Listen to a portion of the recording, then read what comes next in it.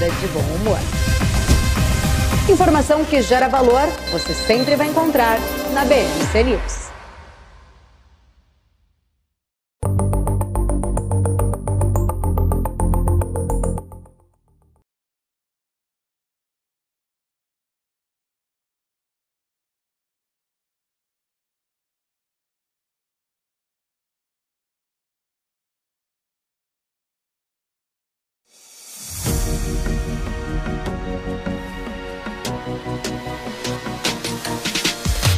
BMC News, informação que gera valor.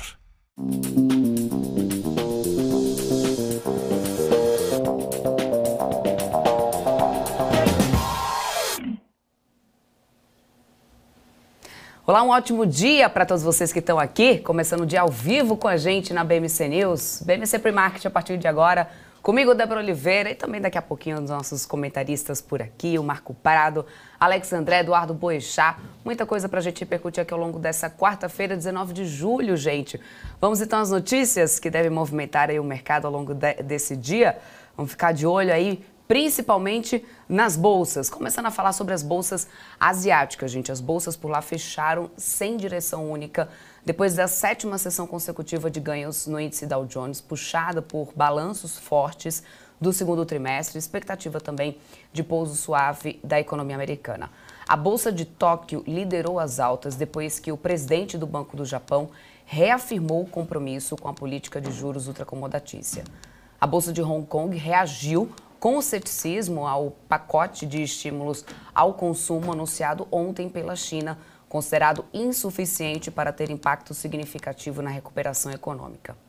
A FIT disse ontem também que a estabilização do consumo na China, depois do baixo crescimento em 2022, ainda deve garantir o crescimento de 5,6% no PIB chinês no ano, acima da meta de Pequim, mas não espera que isso gere mais corte de juros nesse ano, apesar da nova redução dos compulsórios dos bancos. Em Dalian, o minério de ferro estendeu as perdas e fechou em queda de 0,6%, 0,60%. Agora, falando da Europa, as bolsas de Londres acabam sendo o principal destaque nessa sessão, mais positivo, inclusive lá da Europa, depois que a inflação do Reino Unido, em junho, desacelerou mais do que o consenso indicava, enfraquecendo inclusive a libra frente ao dólar e o euro, e aliviando também o pessimismo com a decisão do Banco da Inglaterra em 3 de agosto. A taxa britânica anualizada recuou para 7,9%, o consenso era de 8,2%, com o núcleo também abaixo do consenso. A inflação na zona do euro em junho também desacelerou de 6,1% anualizados em maio para 5,5% em junho, como já era previsto. O petróleo Brent acabou avançando e toca aí a casa dos $80 o barril, mesmo com a queda da libra fortalecendo um pouco mais o índice do dólar DXY, inclusive. Deixa eu atualizar vocês como que a gente está agora. Por lá, no Brent, olha só, a gente está com 0,36 de alta agora, voltando a ficar um pouquinho abaixo dos $80 o barril, está $79,95 nesse momento. WTI sobe 0,24 a $75,84. Falando dos Estados Unidos, a temporada de balanços por lá, que começou turbinada pelos bancos, gera um otimismo aí que empolga as bolsas em Nova York e também esvazia um pouco essas projeções de recessão por lá. Hoje, antes da abertura, está previsto aí resultado de Goldman Sachs, inclusive daqui a pouquinho o Alex André está chegando por aqui para já atualizar esses números para a gente, e depois do fechamento do mercado será dada a largada para os números das gigantes de tecnologia, Netflix, Tesla e IBM. Aqui no Brasil, o relatório de produção da Vale no segundo trimestre foi divulgado ontem à noite, praticamente não mexeu com os ADRs e operou, que os ADRs chegaram a operar em alta, mas alta muito leve. A produção de minério de ferro pela companhia entre abril e junho aumentou 6,3% na base anualizada e alcançou 78,7 milhões de toneladas, impulsionados por uma exploração recorde lá em Carajás, no Pará. E a gente ainda vai falar muito mais sobre isso ao longo da nossa programação, por aqui. Além disso, deixa eu atualizar para vocês os índices também futuros lá nos Estados Unidos e também como estão as bolsas lá na Europa. Nos futuros a gente tem agora a Dow Jones subindo 0,13, S&P 500 subindo 0,08, Nasdaq está subindo agora 0,21%. Lembrando que na Bolsa de Tecnologia a gente tem o início hoje da temporada de resultados das grandes Big Techs, Netflix, IBM, né, Tesla, ou seja, vamos ficar de olho aí nessas movimentações.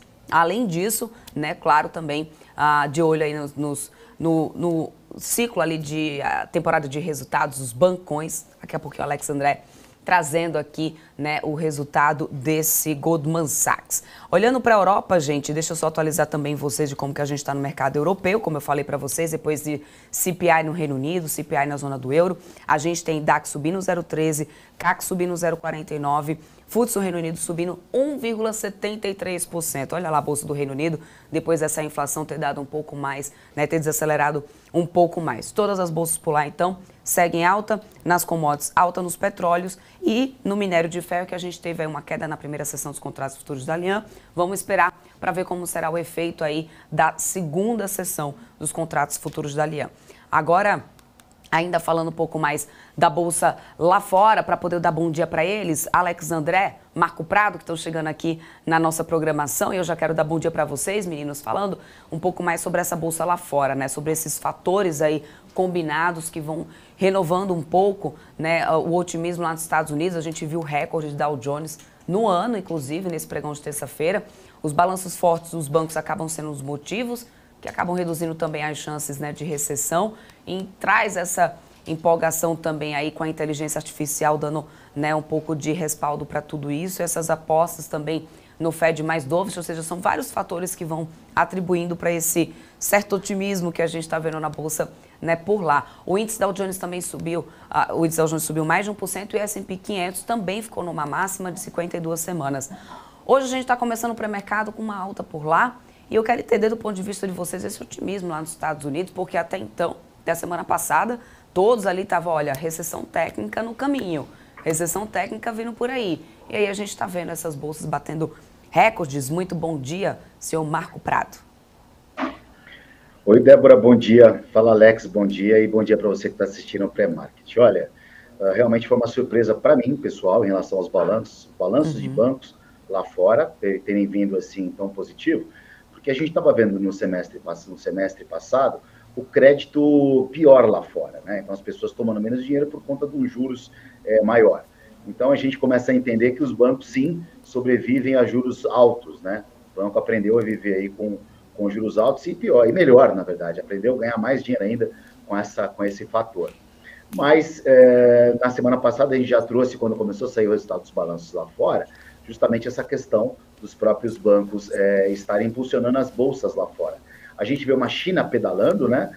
Mas mesmo pedalando, até então a projeção de PIB lá na China é de 5,6%, era 5,3% no começo do ano, a China trouxe para 5%, agora já estão falando em 5,6%, né? Então, você vê que mesmo a segunda maior economia do mundo, a segunda maior economia do mundo chinesa, ela vem aí de uma certa forma ganhando também um pouco de força nessa reta inicial para o segundo semestre. Então, os bancos têm sido decisivos aí nessa alta da Bolsa lá fora. A gente vê esse reflexo nos bancos aqui também no Brasil, que já vem em altas sequenciais há algum tempo, e também sustentando nosso índice Bovespa aqui, porque a gente viu Petro caindo bastante, Vale sambando aí abaixo dos R$70, e os bancos que passaram, a Petro, que foi a grande autora da alta do índice no primeiro semestre, a gente está vendo os bancos aí puxando as bolsas para o segundo semestre, o que é uma boa notícia. Alex André, tá aí, né? Então, esse certo otimismo por lá. Bom, em relação às bolsas aqui no Brasil, Alex, essas oscilações aí dos DIs, né, que acabaram não sendo expressivas nesse pregão de terça-feira, mas foi importante, né, para os juros futuros domésticos terem conseguido devolver prêmios, sinalizando que ainda não se esgotaram aquelas tendências mais baixistas dos juros futuros, mesmo porque, apesar dessa cautela que a gente sabe que existe em relação à inflação de serviços, principalmente por parte, né, do Banco Central, parte do mercado ainda não desistiu de pressionar esse Copom, né, por um desaperto maior, de meio ponto pelo menos aí em agosto, apesar da precificação majoritária, ainda assim pelo corte, né, de 0,25 ponto percentual. Bom dia para você também, Alex. Bom dia, Débora. Bom dia, Marco. Bom dia a todo mundo que está nos assistindo agora, nessa manhã. Bom, Débora, realmente, uma aposta maior em relação ao corte da Selic é possível, mas eu prefiro ser mais cauteloso, né? Eu prefiro pecar aí não pelo excesso, né, mas pela cautela. Em relação ao mercado, eu vejo diversas combinações aqui, que a gente já conversou, inclusive, nos últimos programas. A gente junta aqui uma baixa liquidez, né, consequentemente uma expectativa de resultados que não deva ser muito surpreendente agora no segundo trimestre. Então tem um agregado de fatores aqui, que também o corte de juros não vai, as empresas não vão ser impactadas nesse resultado do segundo tri, com esse possível corte de juros em agosto, porque já, enfim, esse segundo trimestre a gente sabe que a gente está olhando pelo retrovisor. Mas claro, olhando à frente, ainda temos muitas oportunidades, né? Temos diversos ângulos para a gente se observar, tanto pela adjacência ali dos juros futuros, tanto pelas ações por si só, que tem ali uma apreciação natural, e também os resultados, né, do terceiro trimestre, que tendem a ser melhores na média do que o segundo trimestre aqui no Brasil, Débora. Então, a aposta mais otimista, não só com o Copom, mas com as empresas, tende a continuar. Claro que o humor do mercado vai depender muito das notícias do dia a dia, mas o segundo trimestre não deve ser um grande catalisador, né? Ou seja, acho que a partir do terceiro e quarto trimestre que a gente deve ter uma segunda janela de apreciação do Ibovespa, das ações e de forma geral. É isso aí. Bom, a gente também segue, né, Alex, isso tem me chamado a atenção. Eu cheguei a repercutir um pouco aqui, né, ao longo dessa terça-feira, essa questão do volume que vem esvaziado, né? Tem aí a questão também, claro, do hemisfério norte ali de férias, sem disposição ali, né, para seguir então o fôlego de Nova York, é como a gente está aqui no Brasil, não tem aí um ânimo também muito grande em relação ao anúncio das medidas lá da China, que foram, né, anunciadas 11 iniciativas, só para poder atualizar, vocês estão nos acompanhando. 11 iniciativas foram, né, anunciadas pelo governo de Pequim para poder estimular o consumo de bens e serviços depois do PIB mais fraco por lá, só que isso não empolgou a Bolsa por aqui, né? A gente tem aqui acompanhado já nesses últimos dias todos esses pontos, né, tudo isso que tem vindo, tem partido lá do governo de Pequim, tanto por parte do governo em relação a iniciativas, como também por parte, né, dos investidores da população na expectativa. Os pontos que foram anunciados são os seguintes: as instituições financeiras vão ter que destinar mais crédito ao consumo das famílias, os governos locais vão reformar moradias e as empresas terão incentivo para poder devolver plataformas de prestação de serviços online. Ou seja, mesmo assim, a gente não vê ali tanto ânimo, ou seja, foram bem aquém do que era aguardado, porque no final das contas, eu não sei se ainda existe, viu, Marco e Alex, um pouco do mau costume daquela época ali do auge da pandemia, em que a gente viu todos os bancos centrais praticamente pelo mundo estimulando ali a economia, incentivando, né, colocando incentivo, e isso eu não sei se particularmente, e aumentando os juros, eu não sei se particularmente acabou gerando um vício no mercado em relação a isso, quando se fala assim, vai ter um aporte ali do governo, vai ter uma iniciativa do governo, já espera algo, né, da dimensão como a gente viu nesses anos de pandemia, né? Bom, eu vou começar por aqui. O Marco, quer começar, Marco? Fala aí, Marco, depois eu começo aqui. Pode ir, eu vou deixar Marco, os mais experientes. Marco, você está mutado aí no seu mic. Deixar os mais experientes. Verdade. Não imagina, cara, que isso. Assim, Débora, eu acredito que hoje o mercado, ele até arrepia se você falar em ajuda monetária dos bancos centrais, porque a questão de você imprimir muito dinheiro, ele vem justamente, ele gera inflação, né? Essa é a faca de dois legumes, né, dos bancos centrais. Agora, o que é importante salientar também é que esses bancos centrais, eles têm essa medida. Então, ao mesmo tempo que eles imprimem dinheiro, eles aumentam os juros. Então, a gente fica num ciclo vicioso da inflação. E quando você imprime dinheiro para a economia, que você despeja um dinheiro na economia, esse dinheiro, boa parte dele, Débora, acaba voltando para os bancos.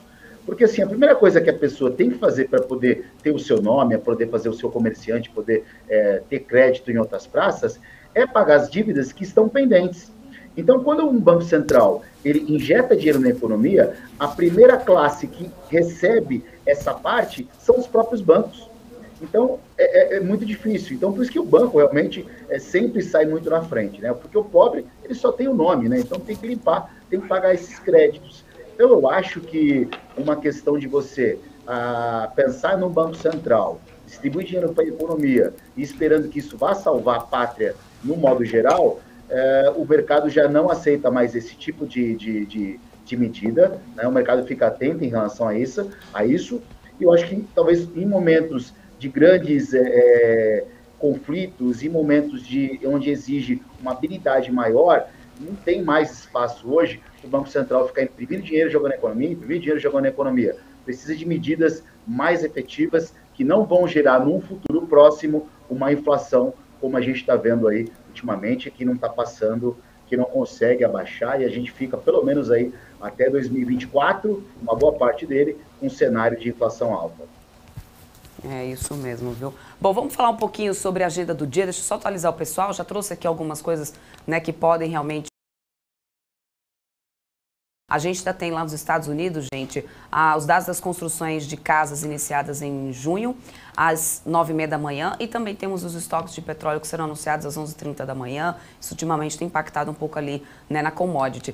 A expectativa é de que o DOI informe uma queda de 1,8 milhão, né, de barris nas reservas. Bom, ainda hoje também aqui no Brasil, a Secretaria de Política Econômica da Fazenda vai divulgar às 13h30 as projeções de curto e médio prazo para o PIB, né, inflação e também resultado fiscal, que serão comentados logo na sequência numa coletiva de imprensa às 14 horas. E o ministro da Fazenda, Fernando Haddad, tem uma reunião com representantes da FIT às 11h30, depois, finalzinho do dia, 18h30, a FIT vai receber a Simone Tebet, ministra do Planejamento. Ainda no calendário econômico, a gente tem os dados do fluxo cambial, que sai logo no início da tarde, né, como já de praxe. E ainda falando também dados que abriram aqui o dia, né, a gente teve ainda há pouco a segunda prévia de julho do IGPM. Deixa eu até atualizar aqui para vocês. Olha só, o IGPM caiu 0,72% na segunda prévia. Na mesma leitura de junho, né, a queda foi de 1,78%, agora caiu 0,72%. O IPAM caiu, recuou 1,03% em relação à queda de 2,58% em junho. E o IPCM subiu 0,04% na segunda prévia de julho, antes da queda de 0,30% na mesma prévia de junho. Bom, ou seja, o IGPM caiu 0,72% nessa segunda leitura, na segunda prévia de julho, na mesma leitura de junho. Essa queda tinha sido de 1,78%, só para poder atualizar vocês aqui em relação aos dados, né, essa agenda econômica. Agora vamos entrar um pouco no cenário corporativo, gente. Vamos falar sobre relatório de produção da Vale. Era já um dado já esperado para o final, inclusive, do pregão dessa terça-feira, né? Saiu aí, foi divulgado logo no fechamento do mercado. As ADRs da Vale mal sentiram o efeito desses números divulgados, né, com recorde de produção lá no Pará. O que acontece? A produção de minério de ferro no segundo TRI avançou 6,3% na comparação anual. Já a produção de Pelotas aumentou 5,1% em relação ao mesmo período de 2022. As vendas ali de finos minérios tiveram um aumento de 0,9% na comparação anual e as vendas de Pelotas caíram levemente também na comparação anual. Bom, o investidor transfere agora toda a expectativa para o balanço da mineradora que sai no dia 27.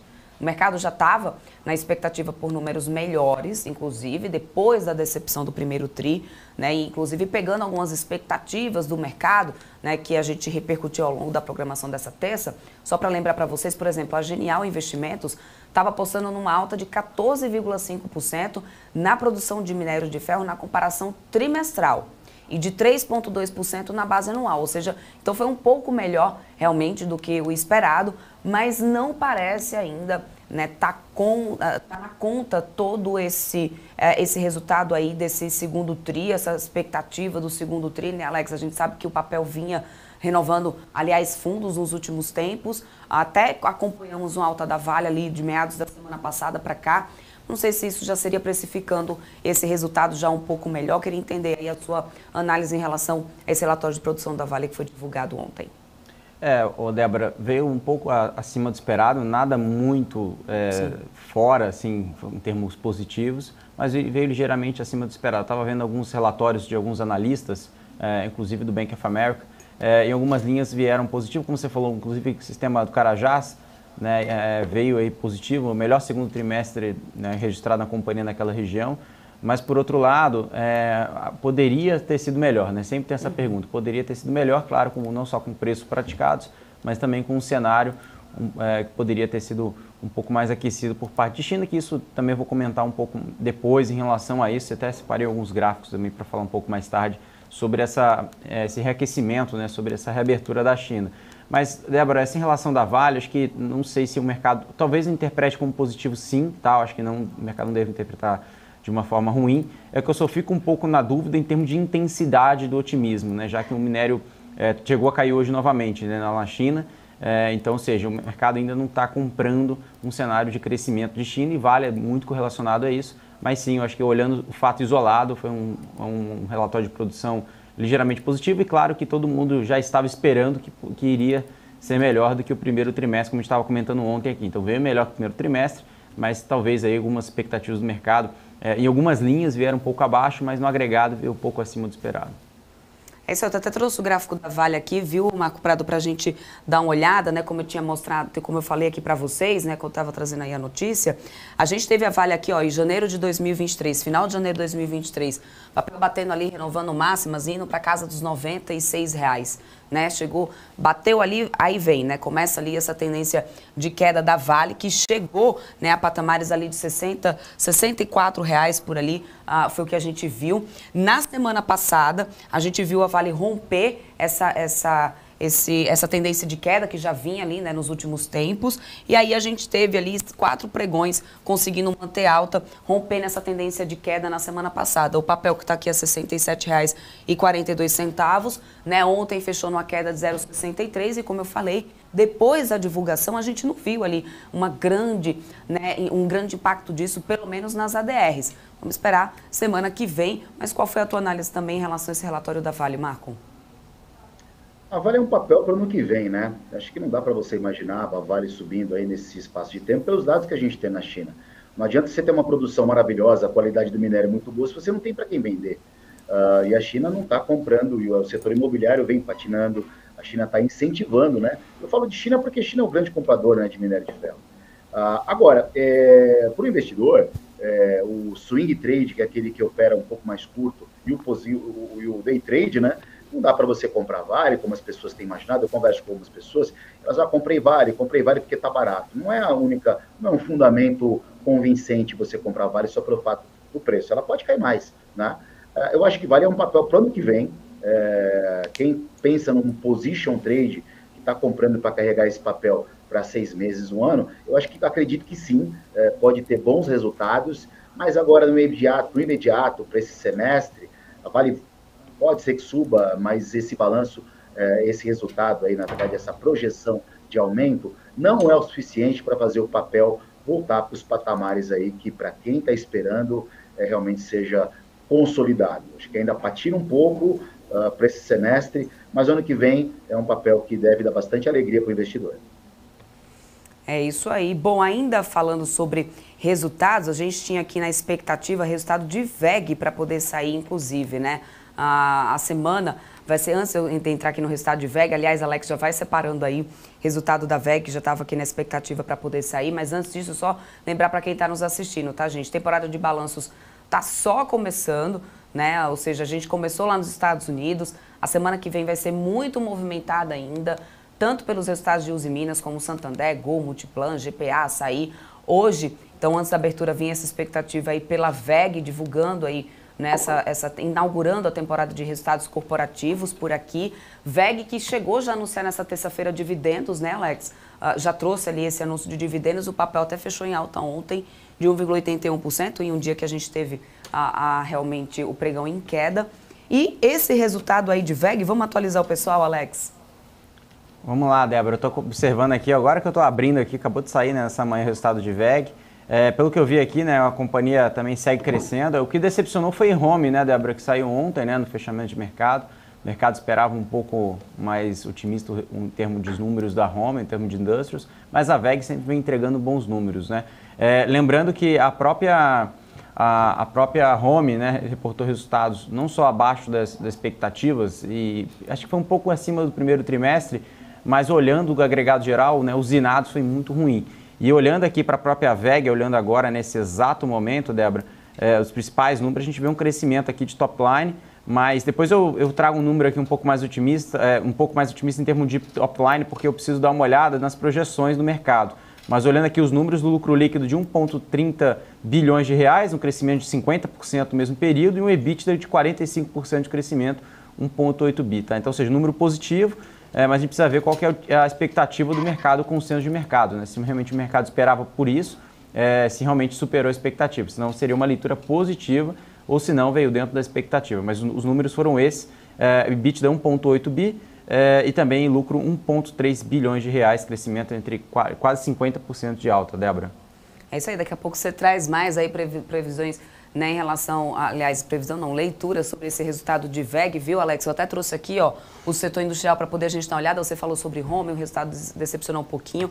A gente teve home até ontem fechando numa alta de 2,43%. Vamos ver, né, como que vai ser hoje a resposta do mercado depois do resultado, né, divulgado. VEG ontem que ficou na alta de 1,81%, teve dividendo sendo anunciado pela companhia também. Vamos ver qual vai ser a reação do mercado aí logo na abertura, né, depois do resultado divulgado pela companhia. Mas só para poder a gente repercutir ainda um pouco dessa temporada de resultados, Marco Prado, você está otimista para essa temporada?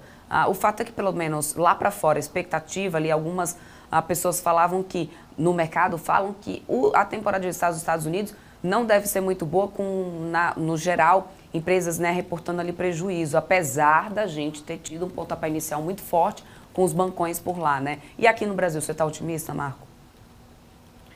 Poxa, é uma pergunta difícil de responder, viu, Débora? Porque aqui tem algumas variáveis, né?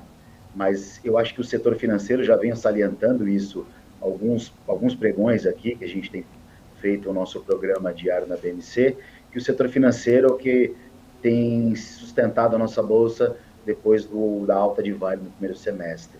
A gente não tem empresa muito de tecnologia tão boa quanto os Estados Unidos. O Brasil ainda tinha muito, né, com poucas empresas de tecnologia despontando, então esse setor a gente não tem como imaginar uma alta na bolsa, até mesmo porque as small caps que acabam predominando nesse segmento.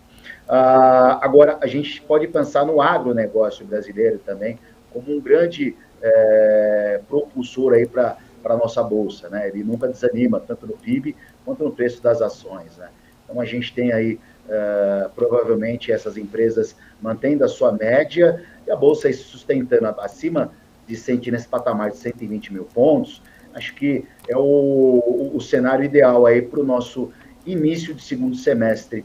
Para finalizar aqui, depois de uma volta, eu queria que o Alex ele explicasse para o nosso telespectador, falasse o que seria EBITDA, né? Porque muita gente não sabe o que é. Eu acho que é importante, como a gente passa a informação de mercado financeiro, Alex, se você puder dar uma breve, rapidinho, uma explicação para quem está nos assistindo, o que é EBITDA de uma empresa, acho que fica bacana, porque você sempre está falando, e as pessoas às vezes acabam não entendendo.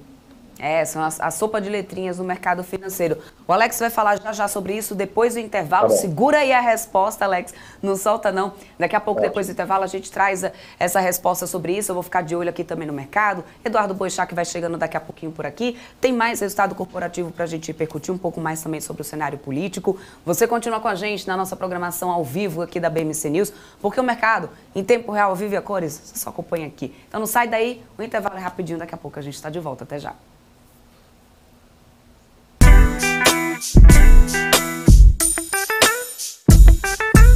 O que impacta a economia e o mercado global.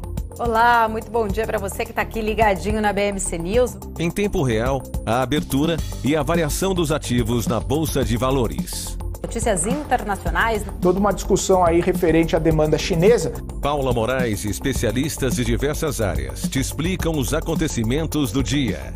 De segunda a sexta, às 9h30. BMC News. Informação que gera valor.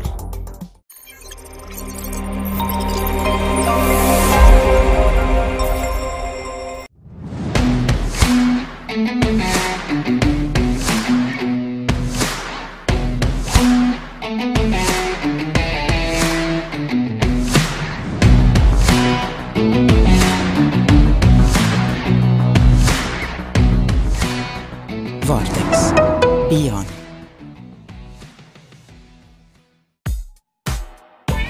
Dividendos. Você sabe o que eles são? Esse é o tema do BMC Explica de hoje.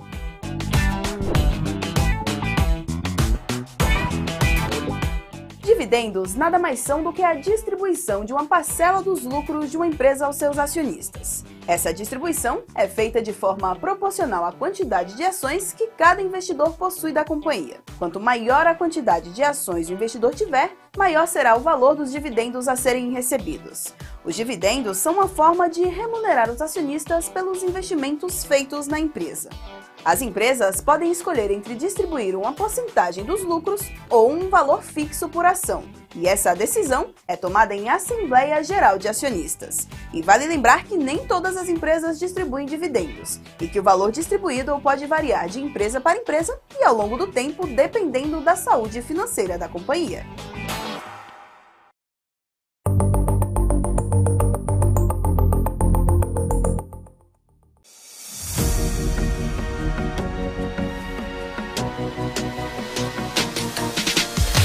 BMC News, informação que gera valor. Estamos de volta. Alex André, vamos lá, a resposta que a gente ficou devendo aqui, né, para o pessoal. Marco Prado que pediu para poder a gente explicar um pouco. Muito, aliás, né, bem pontuado, viu, Marco? Porque a gente vai começar a falar muito sobre essa questão de temporada de resultados. E EBITDA é uma das palavrinhas aqui que estão no nosso dia a dia, né? Então, por favor, Alex, já explica aí para o pessoal que está nos assistindo sobre EBITDA, por que é importante ficar de olho nesse número. BMC Enciclopédia, né? Enfim, BMC explica. BMC explica. Tem o BMC explica, né? Tem o BMC explica, já falei enciclopédia. Sou das épocas antigas, né, Débora? Mas vamos lá. O que significa o EBITDA? É a mesma coisa é que o EBITDA é uma sigla, né, em inglês, de uma sigla também que deriva de uma sigla em português. As duas são a mesma coisa, tá? Mas o mercado costuma falar EBITDA, mas a mesma coisa serve se você falar lagida. O que é lagida em uma sigla em português? Que é lucro antes de juros, imposto, depreciação e amortização. Tá, o que significa isso? Quando você vai olhar o resultado operacional da companhia, vamos pegar uma empresa aqui exportadora, né? Tanto de celulose, o que seja, ou até mesmo uma indústria, como a gente está falando de uma VEG da vida. O que acontece? A companhia ela precisa não só de capital próprio para rodar sua operação, como o capital de giro, por exemplo, né? Empréstimos, enfim, para rodar sua operação. E quando a gente vê o resultado agregado, ou seja, vindo das receitas e despesas, a gente sabe que tem todo o fator em relação à despesa em relação a juros, né? Ganho de aplicação financeira. Então tudo isso muda o lucro líquido no final. Ou seja, a gente não consegue ver o que de fato foi o lucro operacional da companhia. Então, quando a gente consegue observar o EBITDA, né, ou lagida, a gente consegue observar esse lucro, né, antes de juros, depreciação e amortização dessa operação. Então, ou seja, ela separa toda essa parte. Então, a gente consegue ver de fato qual foi o ganho da operação da companhia e não só os efeitos financeiros, no caso, que vão mexer na linha final, ali no lucro líquido, que pode ser ali tanto uma despesa financeira, que foi o principal tema no primeiro trimestre, ou seja, a companhia poderia ter reportado um EBITDA forte, ou seja, o crescimento da sua operação, o operacional forte, mas, por outro lado, a companhia dava prejuízo. Por quê? Porque a despesa financeira é muito alta, porque os juros estão muito altos aqui no país e isso, né, comia todo o resultado da companhia, a companhia continua entregando prejuízo. Então, por isso que a expectativa para os próximos trimestres com corte de juros é tão positivo, porque tudo mais constante, se as companhias conseguirem entregar um EBITDA mais forte e a despesa financeira, estou falando aqui de uma forma mais simples, tá? Tem outros fatores que podem implicar no resultado na linha final, mas se a linha de despesa financeira vier mais baixa, né, vier um pouco melhor, e isso a companhia está dando prejuízo, podem começar a dar lucro. E isso, na linha final, isso é muito mais otimista ali, olhando pelo ponto de vista do investidor, em termos de valuation, em termos de precificação. O investidor tende a precificar de uma forma antecipada essas companhias que estão nessa virada de chave. Então, tem diversas companhias que estão reportando resultado negativo hoje, Débora, prejuízo na linha final, muito pela linha de despesa financeira, o EBITDA tudo mais constante crescendo ou mantendo-se o nível atual, a companhia pode mudar de patamar. Então, o EBITDA seria basicamente isso. Eu falei um pouco da implicação na prática, tem diversas implicações, mas o EBITDA é muito mais para você olhar a operação de fato do que realmente ganho de aplicação financeira, despesa financeira, que implica diretamente na linha final do lucro líquido, Débora. Excelente explicação. Cabra bom. Olha, tá pensando, quem sabe assim, faz viu? ao vivo. Quem sabe faz ao vivo, filha. É isso, né, Marco Prado? Queria ter um filho assim, no peito aqui, ó. Ô, gente, deixa eu dar bom dia para ele, que tá chegando por aqui também. Eduardo Boechat, muito obrigada pela sua companhia sempre. Forte abraço e bom dia para você, todo o time da Active.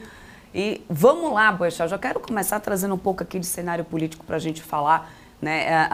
Ontem a gente teve ali uma fala do Haddad que aparentemente foi bem recebida com tranquilidade nessa declaração do ministro sobre o governo ter recuado. em enviar ao Congresso a segunda fase da reforma tributária, que é ligada ali à renda, né, deixando só para o final do ano, ao invés de em agosto.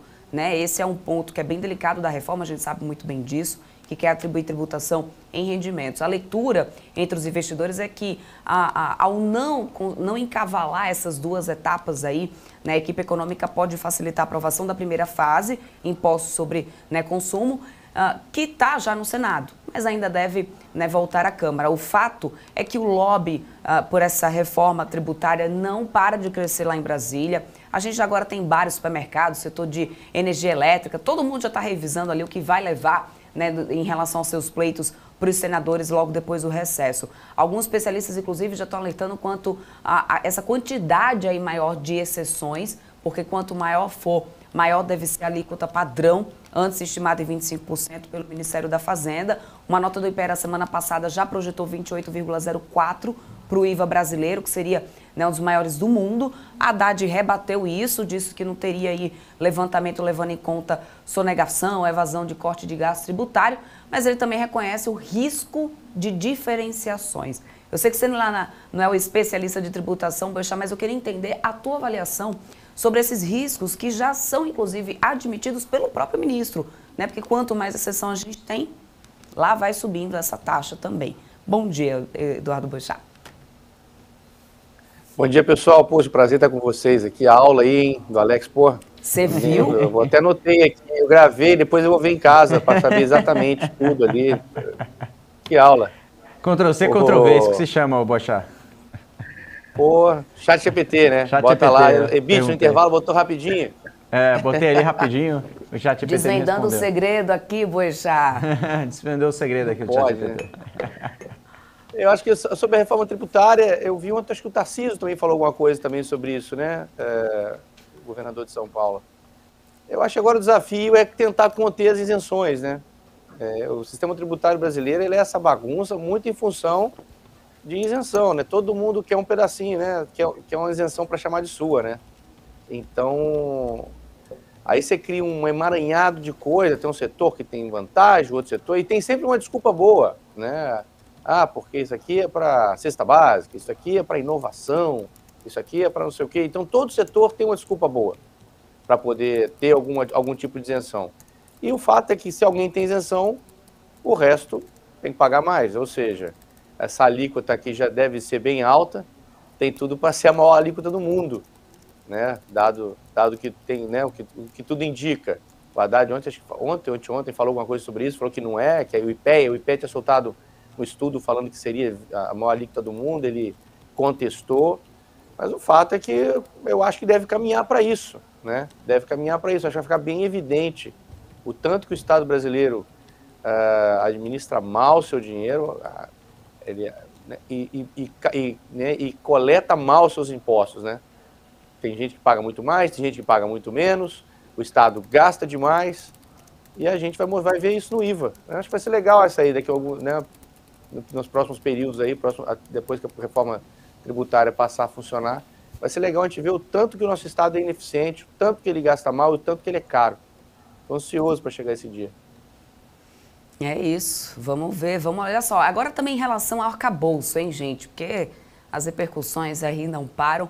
Em relação a esse arcabouço, a gente sabe que ainda tinham alguns nós, inclusive, mas parece que agora a equipe econômica conseguiu desatar esses nós nessa terça-feira, né? O último que estava faltando ali, que estava travando muito mais, que aí foi o envio, né, de uma das principais propostas arrecadatórias do governo para o Congresso, que terá, né, que era sobre essa taxação das apostas esportivas online. O que aconteceu? O MP foi publicada numa edição extraordinária, né, do Diário Oficial da União, criando a nova Secretaria de Apostas e Loterias, que aprovará o credenciamento dos operadores e também vai acompanhar o volume das transações e arrecadação. A previsão do governo é de arrecadar até 12 bilhões por ano, tá, gente? Com essa tributação dessa atividade que hoje não é regulamentada, né? E com a recriação também da Lotex, a loteria instantânea, conhecida como raspadinha. O montante deve entrar na contabilidade de receitas para o cumprimento das metas fiscais, né, do novo regime fiscal. A Haddad vai assim, então, aumentando a cadernetinha dele ali de arrecadação, né, Marco Prado? Olha, falando só um pouquinho da reforma da tributária lá, a fala do Tarcísio que o Boixá disse, ele falou que exceções deformam a reforma tributária, né? Acho que é mais ou menos isso. E nesse ponto, ele usou essa frase, mas cada estado realmente vai puxar a sardinha para o seu lado. Em relação ao arcabouço fiscal, olha, eu tinha até esquecido dele, viu, Débora? Porque assim, ele foi apresentado no PowerPoint, né, como a gente viu, de uma forma bem primária, foi bastante criticado no mercado, e tanta coisa aconteceu depois de lá para cá, que o arcabouço fiscal ele acabou sendo o seguinte hoje, é um termômetro que o governo vai ter para gastar. Então, como colocar alguns freios na pauta, acho que o mercado entende agora que espera que o governo arrecade um pouco mais para poder gastar e vai ficar acompanhando, monitorando isso. Porque até então, o arcabouço fiscal ele tem sido tão confuso e complexo quanto a reforma tributária. A gente só vai ver realmente na prática, e aí que mora o perigo. Verdade, viu? Isso é um fato.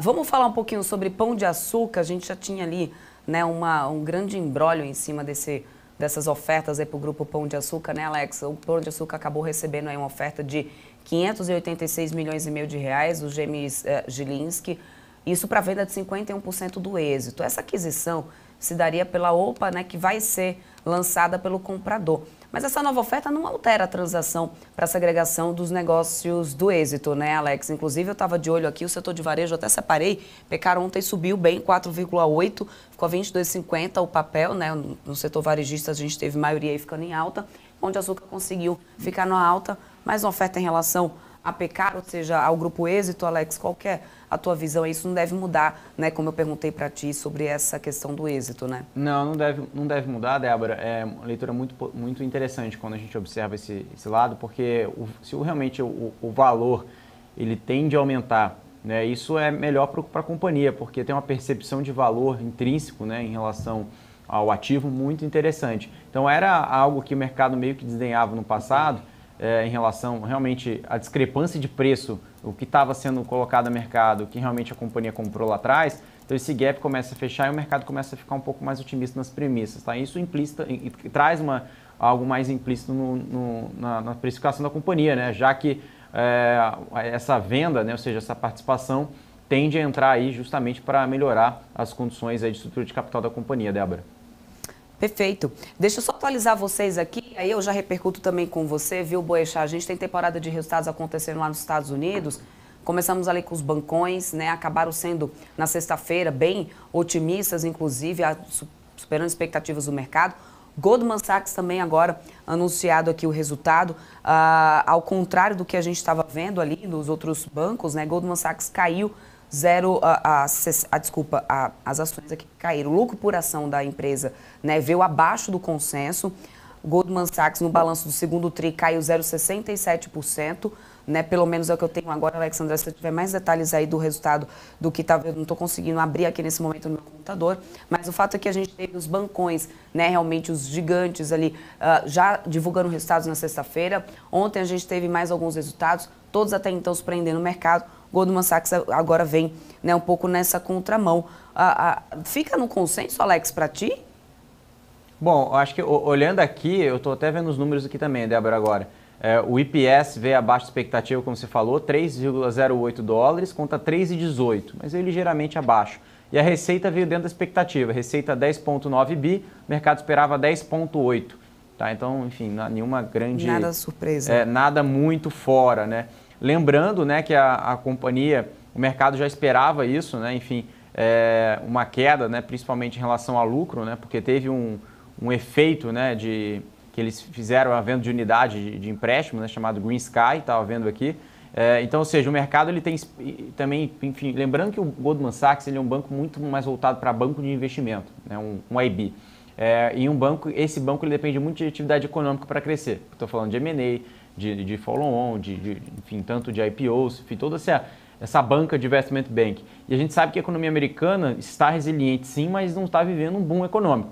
Por outro lado, por exemplo, o Bank of America, que reportou resultado, JP Morgan, eles têm a linha de resultado muito mais voltada ali também por parte do varejo, Wealth Services, enfim, que tem ali também ganho com juros. né? Então, ou seja, essa linha de ganho com juros também ajuda. Mas, por outro lado, traz uma preocupação que os depósitos também começam a cair, né? E somente os clientes mais private, os clientes wealth, que têm alocado, só que eles estão exigindo uma taxa maior. E isso, consequentemente, por juros mais altos dos Estados Unidos, exige um spread de crédito de juros menor para o banco. Então, essa linha financeira para o banco não tem uma expectativa positiva à frente. Mas já que o Goldman Sachs, que eu estava vendo aqui, como é um banco muito mais relacionados a investment banking, os números foram negativos. Inclusive, está colocando aqui, Débora, que as receitas de trading tiveram uma queda de 25% no trimestre e os bancos de investimento, de forma geral, né, eles têm aí resultados fracos por causa de poucas emissões, IPOs moderados e meio ambiente de taxas de juros mais altas lá nos Estados Unidos. Esse que eu estava falando aqui, então, ou seja, eu estava vendo aqui as matérias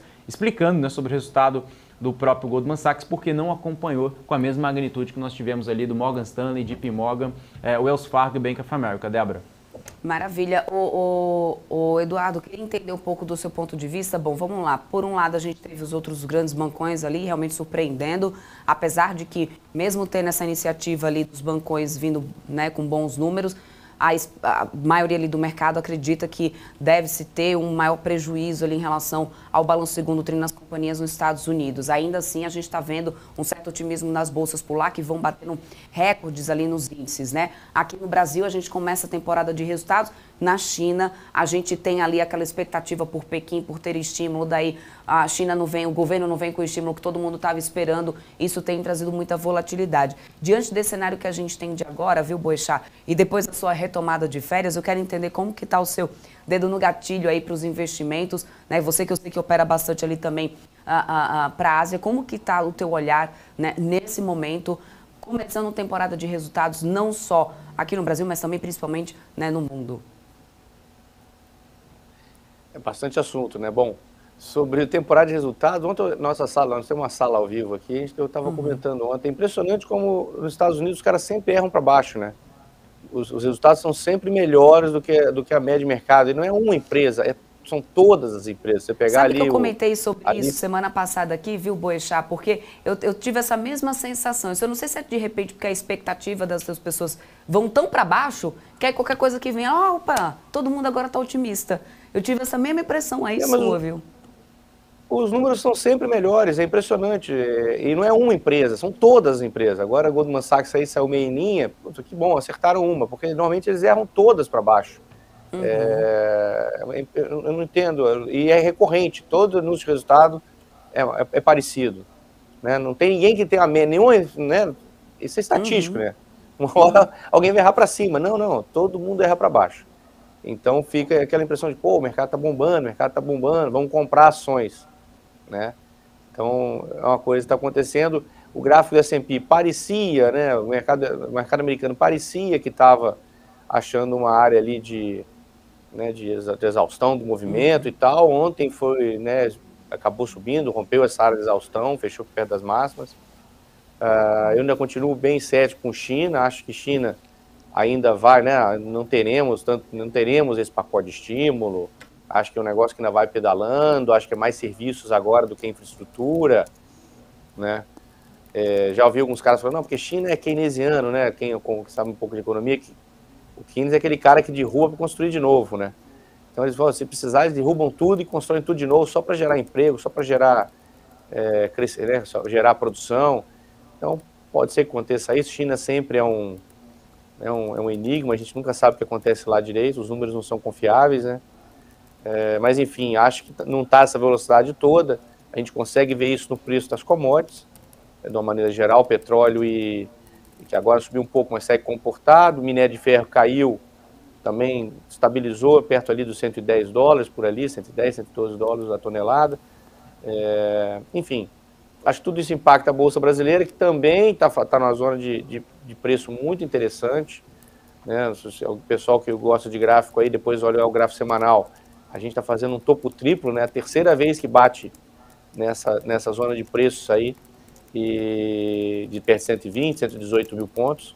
Estamos lá de novo, rompendo isso aí, eu achava espaço para uma alta bem forte. Se não romper, aí eu acho que tem espaço para a gente cair bastante. Então acho que a gente está bem em cima do muro ali, né? Bem em cima do morro.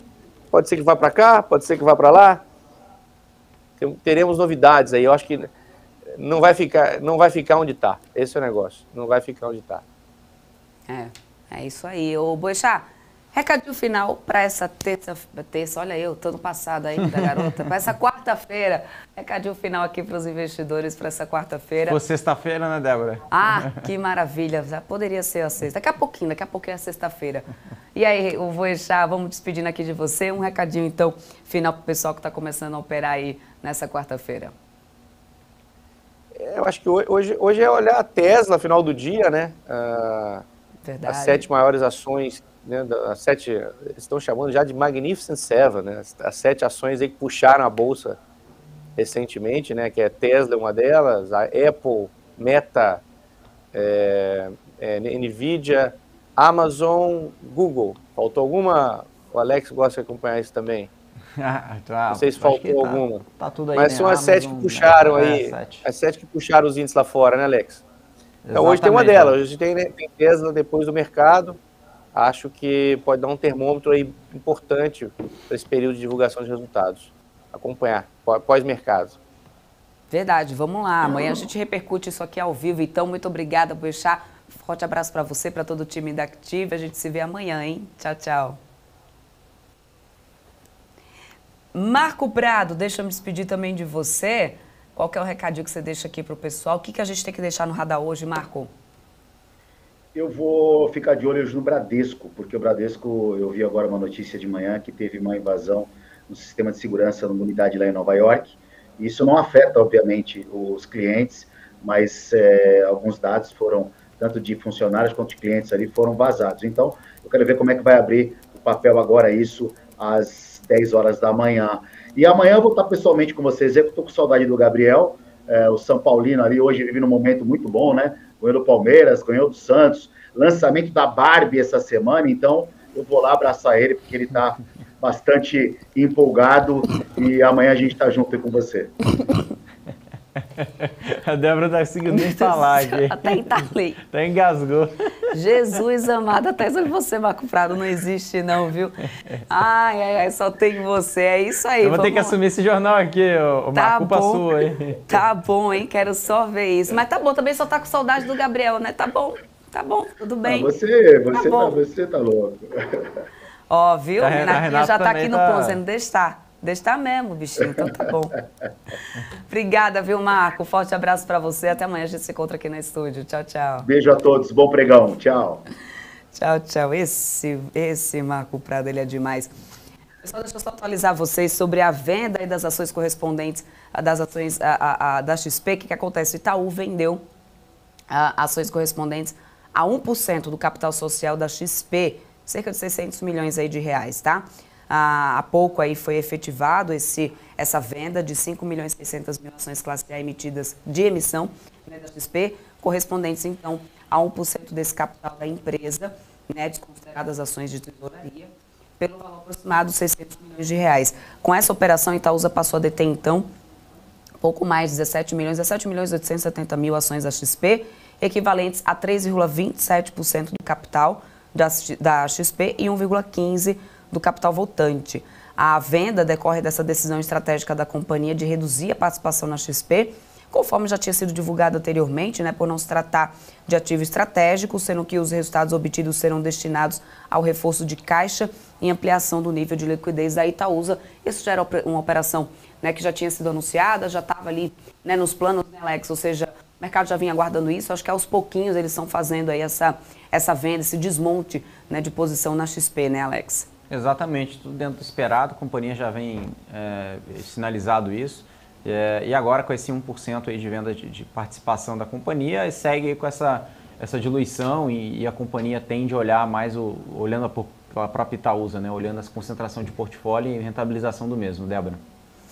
É isso, gente. Agora, em relação à Light, o Conselho da Light elegeu Hélio da Costa como presidente e Firmino Sampaio Neto como vice-presidente da companhia, tá? Respectivamente. Os presidentes, então, agora do Conselho, presidente e vice-presidente, né, do Conselho da Administração da companhia, uma reunião que foi realizada nessa terça-feira, no AGE, inclusive, já foi, então, determinado isso. Nessa reunião também foram deliberadas novas composições dos comitês de assessoramento, comitê de auditoria estuário, né, com Hélio Ferraz, Abel Ruchina, Rafael Manhães, e o Comitê de Operações de Finanças com Abel Ruchina, Nelson Tanuri, Pedro Borba, Yuti Lopes, e o Comitê de Pessoas e Governança, né, também já foi determinado nessa mesma reunião, né, que aconteceu durante essa terça-feira, essa AGE, tá? Isso em relação a Light, tá? Agora, em relação ao setor de frigoríficos, né, Alex? A gente acompanhou uma queda do setor nesse pregão de terça-feira, foi mais um dia de queda, a gente viu,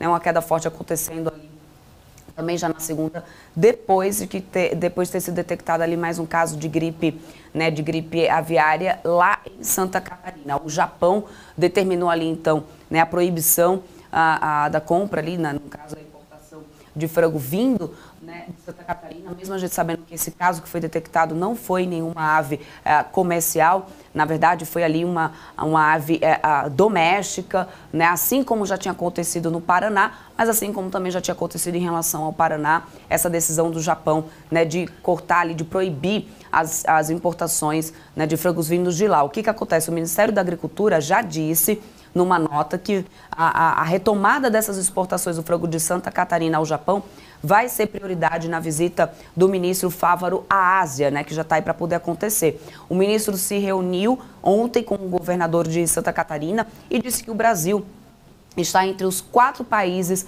sem registro de gripe aviária de alta, né, a patogenidade em produção comercial. Ou seja, mesmo desde quando foi detectado o início, né, do surgimento de casos de gripe aviária aqui no Brasil, em nenhum momento até agora houve caso, né, no setor comercial, nas aves comerciais. Portanto, todos os frigoríficos continuam funcionando normalmente, de acordo com o próprio Ministério de Agricultura. Todos os casos são em aves migratórias. Ainda assim, o Japão tomou essa decisão, suspendeu exportações em Santa Catarina, do Espírito Santo também, depois, né, de focos de criação em quintal. E o Ministério diz que agora vai discutir isso, né, Alex?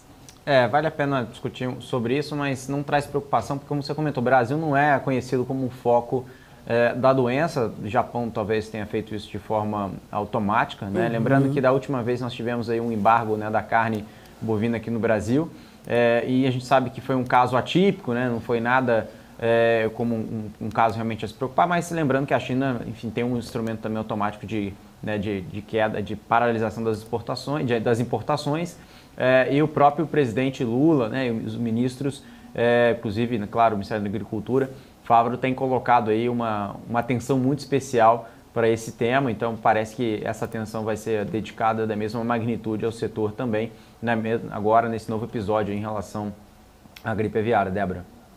É isso mesmo. Bom, vamos ficar acompanhando a reação do mercado, inclusive, depois, né, de tudo isso, depois do Ministério da Agricultura afirmar que vai ser essa prioridade. O mercado já tinha impactado bastante, precificado bastante aqui no setor.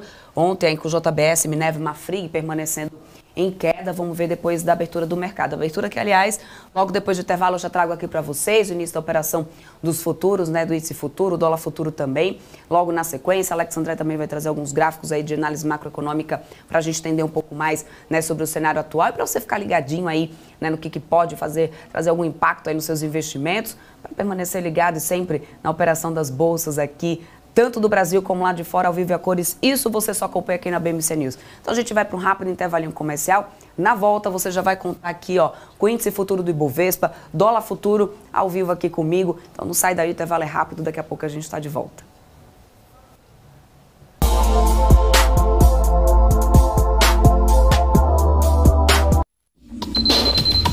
O que acontece no mercado financeiro no Brasil e no mundo está na BMC News. São 24 horas de programação para ajudar o investidor na melhor tomada de decisão. Independência e jornalismo sério. Não estamos plugados em nenhuma instituição financeira. Isso nos dá liberdade de levar a informação sem nenhum viés e sem conflitos de interesse. Ser a ponte entre as notícias, empresas, especialistas e os investidores. Tudo de uma forma dinâmica e com uma pitada de bom humor. Informação que gera valor, você sempre vai encontrar na BMC News.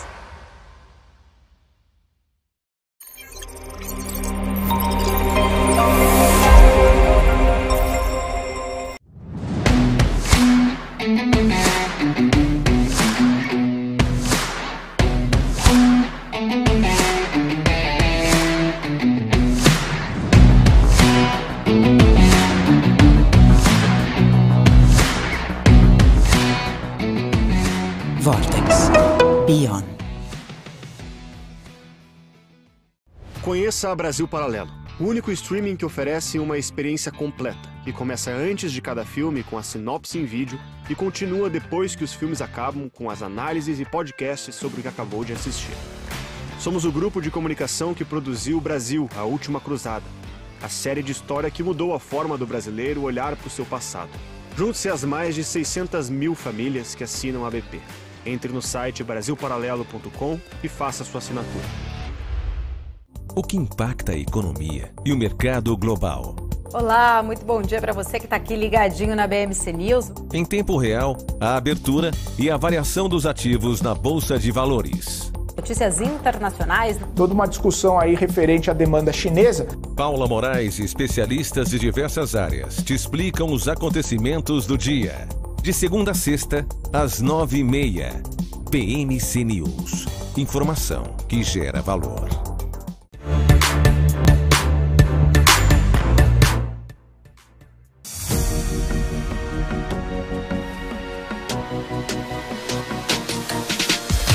BMC News, informação que gera valor. Estamos de volta, já começando aqui a operação dos índices futuros, o Infut subindo 0,24% nesses primeiros minutinhos, né, da abertura aos 119.250 pontos. Vai então, índice futuro no alta de 0,21%. Em relação ao dólar futuro, leve alta também, 0,02 nesse momento. A moeda americana está aqui, 4,82, se mantendo nesse patamar dos 4,80 mesmo. Né, nos 2 dias seguidos que a gente teve ali de alta do dólar futuro, a gente conseguiu manter essa casa dos 4,80, desculpa, vem se mantendo aí nesse patamar, sem voltar a operar ali muito próximo aos R$5, tá? Mantendo essa resiliência. Olha lá, virando para queda agora dólar futuro, cai no 0,06. Vamos acompanhando aí ao longo do dia, enquanto o índice futuro do Ibovespa vai subindo 0,010 agora aqui nesses primeiros minutinhos de pregão.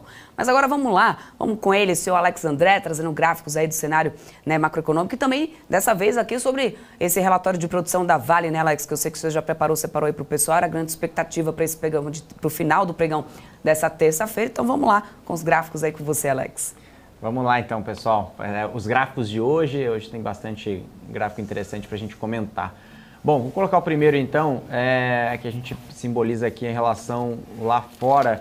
O que a gente está observando aqui? A gente tem as casas, os preços de casas nos Estados Unidos, tá? A gente consegue observar que o mercado imobiliário como um todo, ele tem uma correlação, claro, muito grande com os preços das casas. Então, essa linha azul, a gente consegue ver o preço das casas, lembrando que lá em 2020, na pandemia, né, enfim, a gente trouxe uma inflexão muito grande. E agora a gente vê uma volta muito forte dos preços das casas e isso mostra também mais um ponto interessante da resiliência da economia norte-americana. E essa linha laranja mostra, né, o setor, o índice, né, dos home builders, né, os índices das empresas de construção civil, acompanhando também. Então, chegando ali níveis próximos ali o que nós vimos nos patamares do ano de 21 e 22, tá? Então, ou seja, isso é um indicador interessante que mostra aí que os preços das casas ainda até deve ter aí, caso acompanhem os níveis anteriores, ali o nível pós-pandemia, 21 e 22, um nível ainda maior. Isso pode preocupar inflação, tá? Ou seja, isso, claro que o mercado tenta colocar isso no preço, mas esse índice é muito importante para se monitorar, lembrando que o preço tanto de casas usadas, né, casas novas, enfim, todos os índices nos Estados Unidos e americanos em relação ao habitacional, o mercado tem olhado para isso, tanto o âmbito de custo, tanto em relação a preço, tá?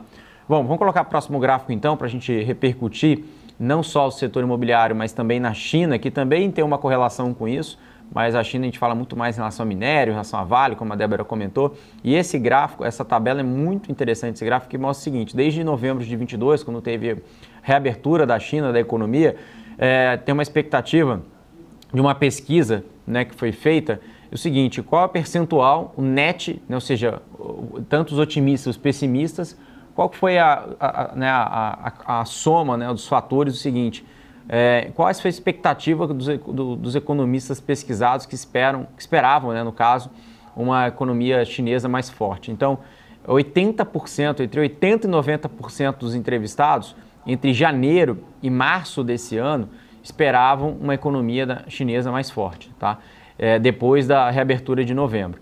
E agora, desde no final de março, em maio e principalmente agora em julho, as expectativas caíram muito, Débora, viraram, né, inverteram a expectativa. Agora a gente está falando que eram de 80% a 90%, a gente está falando entre 20% e 30% do mercado espera aí que a China deva crescer nos próximos 12 meses. Lembrando que o GDP, né, o PIB chinês, deve ficar entre 5,5%, né, 5,5%.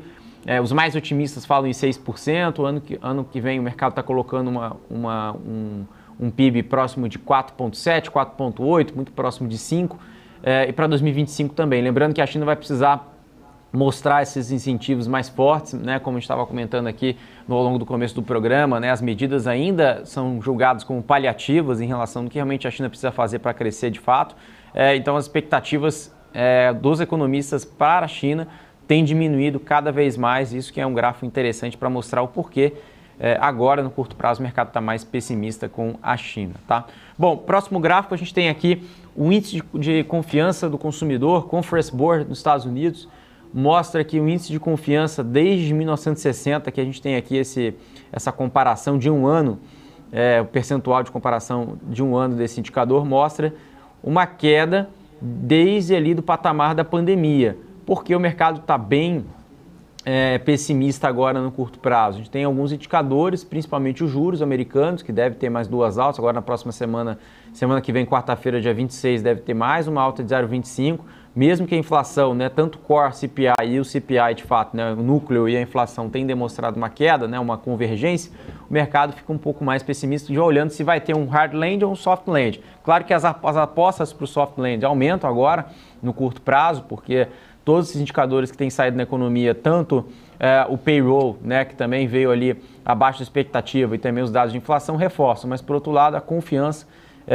medida aí pelo Conference Board tem medido aí uma queda em relação a esse ponto. Bom, e o outro gráfico interessante, né, que eu estava comentando ontem, inclusive, com o Will Castro Alves, né, da Avenue, que é um gráfico que ele gostou bastante, eu também gostei bastante, que mostra muito essa questão da cabeça do investidor, né, para onde os fluxos estão indo, que são aí os crowded trades, né, ou seja, os fluxos mais seguidos, né, ou seja, os fluxos mais, as tendências, né, ou seja, o que realmente o mercado segue, né, a manada segue como um todo. Então, ou seja, qual é o maior trade, qual é a maior tendência que está sendo seguida agora, né? E de acordo com a pesquisa do Bank of America, colocando aqui long big tech, ou seja, comprado em ações big techs, tá? Entre junho e julho não mudou. As maiores, a gente tem aqui tanto a linha mais escura e a linha mais clara, mostra a diferença entre um mês e outro. Não mudou, grande parte do mercado está seguindo a manada de comprar big tech. Eu não sei o que vou comprar nos Estados Unidos, eu vou comprar Apple, vou comprar Amazon, vou comprar Tesla, vou comprar Microsoft, vou comprar Nvidia, vou comprar tudo isso. E a segunda tendência é compra de ações de ações japonesas, principalmente depois das últimas notícias, né, como a Débora comentou, no começo do programa, quem estava acompanhando aqui, a abertura, falando aqui sobre uma política mais acomodatícia do Japão, ou seja, abrindo um balanço monetário sempre flexível há muitos anos, e isso justamente porque se o Japão trazer um hike, né, ou seja, subir mais os juros, isso vai apertar, né, as suas condições econômicas, porque o endividamento do país é muito grande, então isso acaba rebatendo no próprio país, então tem que ter uma política mais acomodatícia, mas por outro lado traz uma preocupação mais para o longo prazo, isso vai trazendo à frente. Como eu estava comentando no gráfico anterior, se os economistas e os analistas estão cada vez mais pessimistas com China, então a short em ações chinesas tem aumentado, tá, de um mês para o outro, tanto de junho para julho. Então a gente consegue observar essa barrinha um pouco maior. Aí a gente tem aqui long T-bills, né, o título lá fora, aí tem short dólar e short em ações, ações bancárias, ações dos bancos americanos, né? Lembrando que a short dos bancos americanos tem diminuído, já era um crowd trade menor, observado de junho para julho, mas tem diminuído, tá? Praticamente diminuído metade do que do mês anterior, justamente com essa revisão de expectativa. Nós vimos aí Goldman Sachs dentro do esperado, praticamente, algumas linhas um pouco abaixo, mas nada muito preocupante, mas vimos aqui até o momento o Wells Fargo, né, o Bank of America, JP Morgan, Morgan Stanley acima das expectativas. E até o momento, né, nós tivemos aí umas 40 empresas que divulgaram o resultado até o momento, com mais de 80% acima, 82% acima da expectativa, de acordo com o consenso de mercado. Então, ou seja, isso pode trazer também uma revisão positiva para as ações, não só para as Big Techs. Lembrando que até o Will estava comentando ontem, né, falando sobre o valuation, né, das ações específicas. Quando a gente olha para as Big Tech, a gente está falando de um PE, né, de um price earnings, né, um preço sobre lucro próximo de 30, e quando a gente está colocando aqui o S&P está falando de um PE próximo de 15. Então, ou seja, a gente está falando de um desconto das Big Techs sobre o índice S&P, uns 50%. Então, isso traz aí não só um agregado melhor para o S&P, que pode trazer fôlego para subir, mas, por outro lado, a composição está sendo também um pouco distorcida, já que o que sobe o índice nas últimas semanas, nos últimos meses, são as ações Big Techs, principalmente no Nasdaq. Claro que a gente tem observado com um beta maior quando o mercado fica um pouco mais otimista, quando a gente observa também essa inversão em relação à queda de tanto do Tesouro Americano 2 anos, de 10 anos por lá, mas o mercado por hora, Débora, fica um pouco mais cauteloso com a semana que vem, que provavelmente aí vai ter aí, de acordo com o consenso, né, o mercado espera aí mais 90% uma alta de juros para a semana que vem nos Estados Unidos. Débora? É isso mesmo, a gente vai acompanhando, atualizando aqui, né, quem está nos assistindo, sempre nossos telespectadores. Alex André, deixa eu só trazer uma notícia aqui que eu estou de olho também. A gente teve o relatório aqui operacional, prévio operacional, né, da XP sendo divulgado. O que acontece? Os ativos de clientes da XP totalizaram aí 1 trilhão no dia 30 de junho, representando alta de 21% na comparação anual e de 7% na trimestral. O crescimento anual foi gerado foi de 104 bilhões de captação líquida e 73 bilhões de apreciação, né, de mercado. Os dados fazem parte de toda essa prévia operacional, como eu falei para vocês, né? Entre abril e junho, a captação líquida total foi de 22 bi, crescimento de 36% na comparação trimestral. Ainda há pouco a gente falava sobre, né, o desinvestimento ali de Itaúsa, na XP que eu tô até com um gráfico aqui, viu, Alex? Esse é o gráfico lá da Nasdaq, tá, gente? É o gráfico da XP, né, que é operado lá na Nasdaq.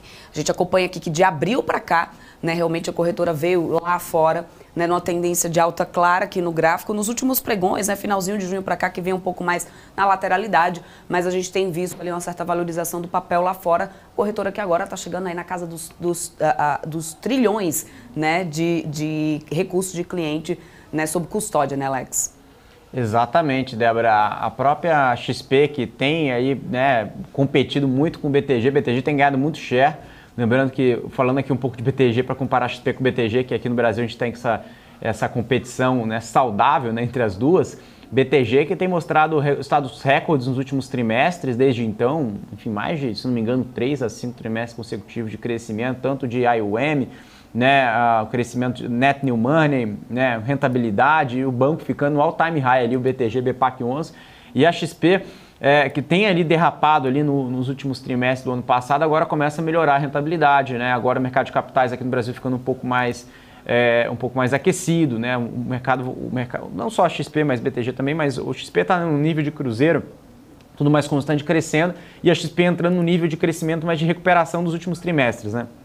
Então a gente tem visto TPV dos cartões aumentando, né, novas iniciativas, agora lançou a XP Viagens, né, então, ou seja, a companhia tentando trazer mais rentabilidade para o seu portfólio, e agora com o mercado de capitais abrindo, né, tanto a parte de ICM, parte de dívida, talvez né, juros caindo aí, tomara aí que os juros comecem a cair, é benéfico para o mercado como um todo, mas a linha também, né, do Investment Bank olhando ali do ICM, né, ou seja, né, o Equity Capital Markets, né, todo o time que faz também IPO, né, e follow-on também ficando mais otimista, trabalhando, então isso traz mais FII para o banco, então, ou seja, tudo isso, trading, né, todas essas linhas da XP tendem a trazer uma variação mais positiva comparado ao ano passado, Débora. O mercado está bem otimista com isso. Isso aí. Mudando um pouco aqui, né, de assunto, Alex. Bom, Alckmin, o vice-presidente, defendeu ontem, no encontro com representantes do setor sucroenergético paulista, a elevação do teor de etanol na gasolina de 27,5% para 30%. Lembrando que na semana passada ele já tinha falado sobre isso, isso acabou que tinha impactado bastante positivamente, né, empresas do setor. É uma demanda antiga, inclusive já do setor, a informação do broadcast ali nessa fala aí de Alckmin novamente nessa terça-feira sobre isso. O papel de Raízen está aqui, ó, por exemplo, subiu bem, 1,18 no pregão né, dessa terça-feira. A gente sabe que também São Martinho é outra que acaba sendo, né, impactada, foi a menor queda do setor ontem, São Martinho 0,33%, Jales Machado ontem também caiu 0,71%, Raizen foi que permaneceu, né, numa alta. Mas, ou seja, se a gente tem realmente isso aí confirmado, ele tem feito essa sinalização. É uma demanda antiga do setor, como eu falei, né, Alex? Mas se realmente isso se efetiva, tem duas questões ali. Essa questão da pauta do próprio governo, né, uma coisa mais ambientalista, de trazer, né, uma amplitude de combustíveis, né, biodegradáveis, como também para o setor acaba sendo muito favorável, porque torna ali o etanol, traz novamente o etanol para uma competitividade, principalmente depois de cortes seguidos ali da Petrobras e um mês ali da gasolina, né? Exatamente, isso pode ser mais positivo, Débora, mas olhando que o resultado, o que realmente deve ser de impacto operacional, né, como um todo, a gente tem que ver como que deve ser desenhado essa leitura, nessa conjuntura. Mas só a intenção é positiva para o setor, Débora. Uhum. A gente vai seguir acompanhando para ver qual que vai ser o impacto disso ao longo do dia na nossa programação. Lembrando que a gente já tem aqui operações dos índices futuros do Ibovespa, agora está numa leve queda, 0,05, 118.930 pontos, lutando aqui para no futuro, né, manter esses 119 mil pontos.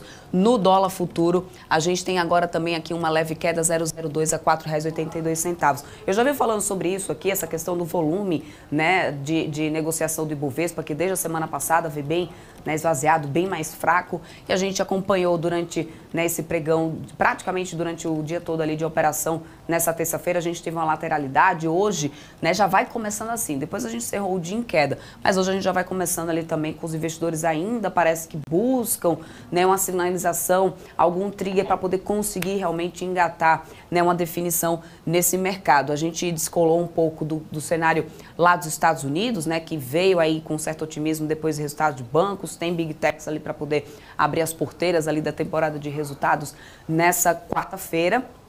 Mas o fato é que a gente ainda parece que está buscando algo que realmente ajude a fazer preço, a trazer mais força para esse índice. Pelo menos se a gente olha esse início de operação, né, Alex, do tudo que a gente teve ao longo do dia ontem, traz essa sensação. Bom, o que a gente pode deixar no gatilho, Alex, para hoje, aí para os investidores já ficarem atentos, né? Ou seja, a gente teve o Marco Prado falando ali em relação ao Bradesco, né? Que a gente teve essa questão desse vazamento de dados lá fora. Isso pode acontecer de não impactar aqui, de acordo com a companhia. Mas e você, do que você vai ficar de olho aqui ao longo do dia, Alex?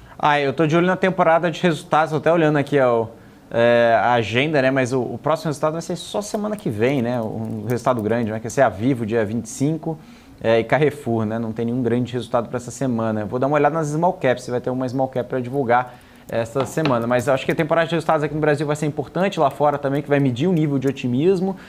E também, claro, né?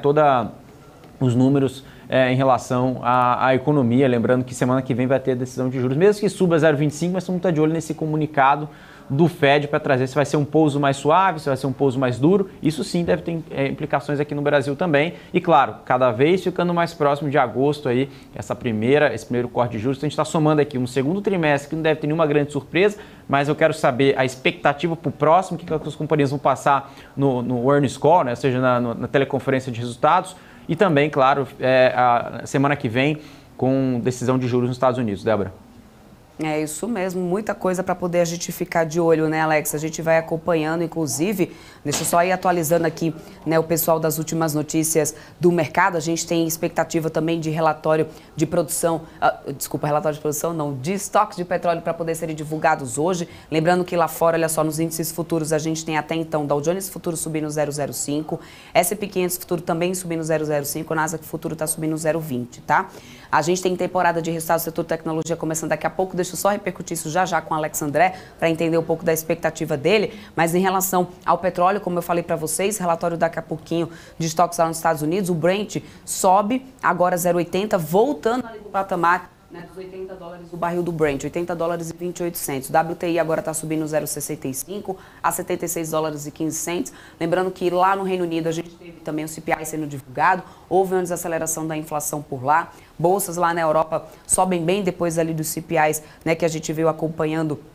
Pelo menos o FTSE no Reino Unido está subindo agora 1,54%, o CAC na França sobe 0,22%, só DAX na Alemanha, que agora inverteu o sinal, foi para uma queda de 0,20, tá? Por enquanto, nesses minutinhos aqui de operação de pré-mercado aqui no Brasil. Um pré-mercado que a gente tem agora, o dólar futuro guinando aqui para uma queda de 0,13 a R$ 4,81 nesse momento. E o índice futuro, desculpa, tá aqui, ó, 118.830 pontos, a 0,12% de queda é o que a gente tem em relação aos índices, às operações das bolsas. Agora, vamos dar uma olhadinha aqui rapidamente como que a gente fechou com tecnologia ontem. Ontem que a gente teve essa notícia, né, do Enjoei comprando ali uma plataforma, mas um e-commerce que é o Elo7, a gente falou sobre isso ao longo da nossa programação, o papel que tinha subiu bastante ontem, ó, 11,72%. Hoje a gente tem início de temporada de resultados das grandes Big Techs lá fora.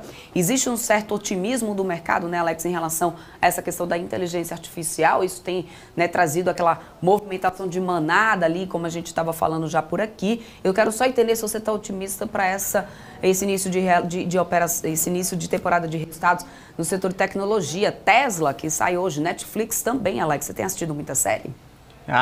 Eu acho que Netflix vai trazer aí uma desaceleração. Uma aceleração, né? Porque pois agora vai começar a cobrar, né? Já está cobrando, né? Já está cobrando dessas contas aí, ou seja, para você não compartilhar as contas.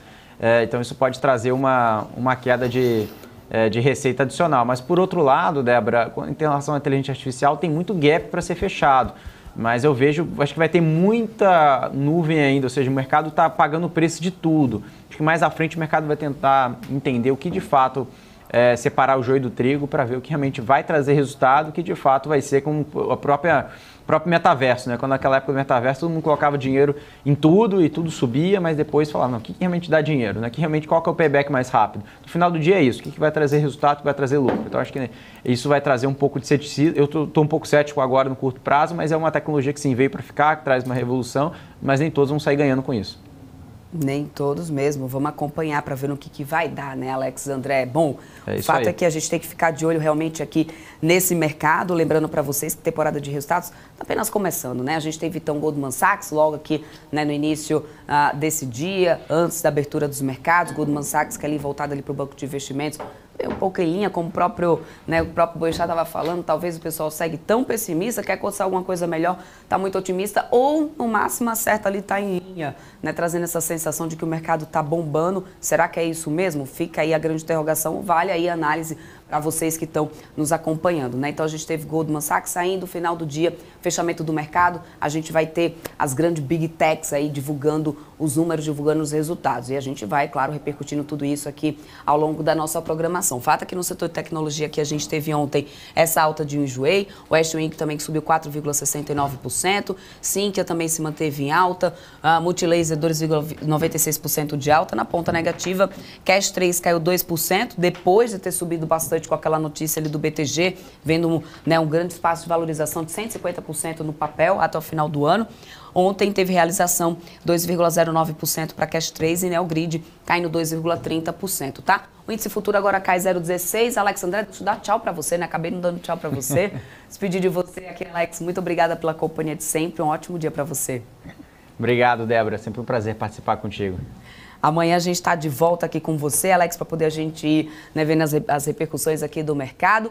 Lembrando que ao longo desse dia também a gente deve ver, né, repercussão e impactos em cima do setor de siderurgia e mineração, já que a gente teve esse relatório de produção da Vale, vindo ali muito mais em linha. Claro que, de acordo com algumas expectativas do mercado, viu, claro, um pouco melhor em relação ao primeiro tri que tinha decepcionado bastante, né? Tem baixa ali da cotação do minério de ferro. Ontem, no fechamento, a gente teve Vale numa queda de 0,63%, papel R$ 67,42. Lembrando que na semana passada a gente viu a Vale, né, romper a tendência de queda que ela vinha realmente nos últimos tempos, últimos pregões. Teve esse relatório de produção e agora as atenções dos investidores, claro, ficam para, né, o resultado da Vale, que sai dia 27, próxima semana. Semana que vem a gente tem uma semana bastante movimentada, vai ter resultado de Usiminas, resultado da Gol, né, de GPA, ou seja, de vários outros papéis, mas aí, claro, também a Vale fica na grande expectativa depois desse relatório de produção, tá? A companhia que está acumulando no ano uma queda de 22,48%, primeiro tri tem decepcionado bastante. Vamos ver como que o mercado vai reagir a esse relatório de produção ao longo do dia. Lembrando que na primeira sessão dos contratos futuros de Dalian, a queda foi de 0,60 na cotação do minério de ferro, depois da decepção dos estímulos anunciados por Pequim, né, para a economia chinesa, que vem realmente mostrando desaceleração. Os dados das últimas semanas não foram interessantes, mas também os estímulos ficaram aquém do que o mercado estava esperando. E isso, é claro, acaba fazendo bastante preço também no setor de siderurgia e mineração, com queda ali da cotação da commodity, que diretamente acaba impactando também o cenário doméstico, é inevitável, né? Gerdau ontem conseguiu descolar um pouco dessa movimentação, manteve alta, Gerdau Metalúrgica também. Quem liderou aqui as perdas foi CBA, 4,23%, né, de queda foi o que a gente teve para CBA, tá? Em relação ao petróleo, deixa eu trazer aqui no volume de negociação. Ontem a gente teve PRIO, né, aqui no alta de 2,83%, PRIO que teve já, que vem, né, trazendo recordes ali de produção, inclusive. Houve aumento ali de produção em Albacora, isso pode trazer também algo positivo em relação ao trimestre da companhia. A gente vai aguardar, a gente vai acompanhando aqui ao longo do dia no que vai dar. E em relação ao setor de petróleo, a gente teve aqui, ó, Petrobras fechando o dia em queda, 0,86% de queda para Petro 3, Petro 4, 0,55%. Hoje a gente tem alta da commodity, vamos ver se o setor vai conseguir acompanhar e se depois, né, do relatório de barris de petróleo dos estoques lá nos Estados Unidos, que deve sair lá no finalzinho da manhã, se a gente vai ver alguma mudança nesse cenário da cotação da commodity ou não. O fato é que por aqui, PRIO conseguiu se manter em alta, mas muito ali reflexo realmente, né, de dados ali de produção que a gente veio acompanhando aí a divulgação da companhia, tá? Em relação ao dólar futuro, agora queda de 0,17, R$ 4,81 é o que a gente tem por aqui. Lá nos Estados Unidos, nos índices futuros, a gente tem Dow Jones futuro subindo 0,01, Nasdaq futuro 0,02, ou seja, vão reduzindo um pouco ali, ficando próximo à estabilidade, somente conseguindo manter o sinal positivo. E Nasdaq é que sobe um pouquinho mais, 0,18, lembrando, como eu vinha falando com o Alex, existe a expectativa por essa temporada de resultados do setor de tecnologia, que engata aí a primeira nesse finalzinho de pregão dessa quarta-feira. E é claro que a gente vai repercutindo tudo isso aqui com todos vocês. Eu vou me despedir por aqui, mas você continua na nossa programação. Logo na sequência vem ela, Paula Moraes, Felipe Nascimento com BMC News. Eu volto em seguida às 10 horas da manhã com o Índice Futuro do Ibovespa, aqui abrindo em tempo real ao vivo para vocês, porque isso vocês só acompanham aqui na BMC News. Então você continua com a gente ao longo desse dia, acompanhando a nossa programação, para ficar de olho aí também nas entrevistas com os melhores especialistas do mercado que a gente sempre tem aqui ao vivo para todos vocês. Muito obrigada pela sua audiência. Até depois do intervalo, pessoal. Tchau, tchau.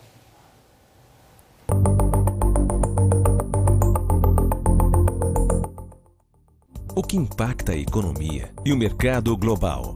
Olá, muito bom dia para você que está aqui ligadinho na BMC News. Em tempo real, a abertura e a variação dos ativos na Bolsa de Valores. Notícias internacionais. Toda uma discussão aí referente à demanda chinesa. Paula Moraes e especialistas de diversas áreas te explicam os acontecimentos do dia. De segunda a sexta, às 9h30. BMC News.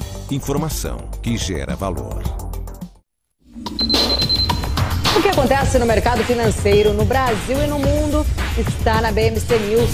São 24 horas de programação para ajudar o investidor na melhor tomada de decisão. Independência e jornalismo sério. Não estamos plugados em nenhuma instituição financeira. Isso nos dá liberdade de levar a informação sem nenhum viés e sem conflitos de interesse. Ser a ponte entre as notícias, empresas, especialistas e os investidores. Tudo de uma forma dinâmica e com uma pitada de bom humor. Informação que gera valor, você sempre vai encontrar na BMC News.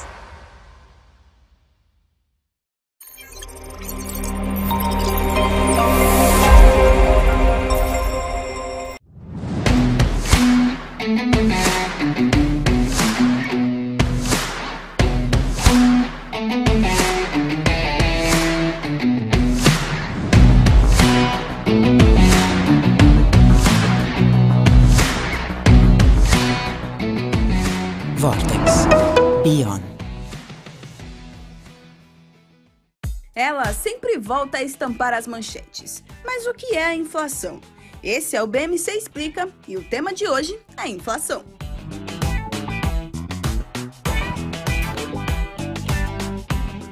Basicamente, é a redução do poder de compra causada pelo aumento dos preços de produtos e serviços generalizado e persistente.